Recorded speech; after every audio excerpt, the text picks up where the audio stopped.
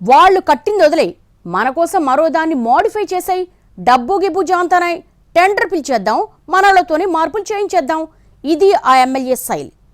చస్ BRS సోళ్లు కట్టిన camp office నేనెందుకు ఆడతాను, నా ఆఫీస్ సంగతి నేనే చూసుకుంటానంటూ పనులు మొదలెట్టేశారు ఆయన. ఎవరేమనుకున్నా డోంట్ కేర్ అంటున్నా ఆ ఎమ్మెల్యే ఎవరు, ఏంటైన ఈగో కహాని? Let's watch.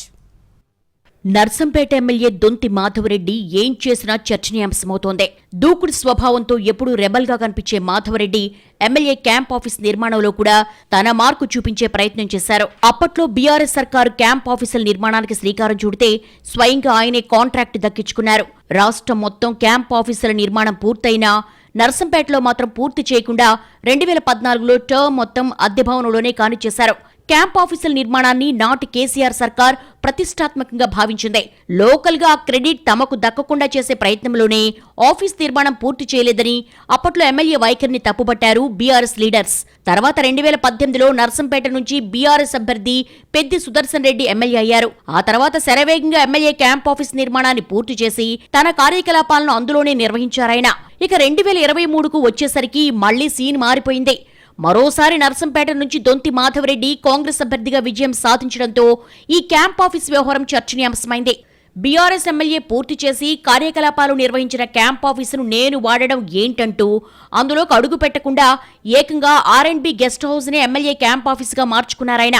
ప్రత్యేక ఉత్తర్వులు తీసుకొచ్చి మరీ క్యాంప్ ఆఫీసును గెస్ట్ హౌస్ ను క్యాంప్ ఆఫీస్ గా మార్చి రెనోవేషన్ పనులు సైతం మొదలుపెట్టేశారు. దీనికోసం 20,44,311 రూపాయలతో టెండర్లు పిలిచి పనులు ప్రారంభించారు. దొంతి మాధవరెడ్డి తీసుకున్న ఈ నిర్ణయం ఉమ్మడి వరంగల్ జిల్లా రాజకీయ వర్గాల్లో చర్చనీయాంశంగా మారింది. క్యాంప్ ఆఫీసు మార్చడానికి కారణాలేంటి?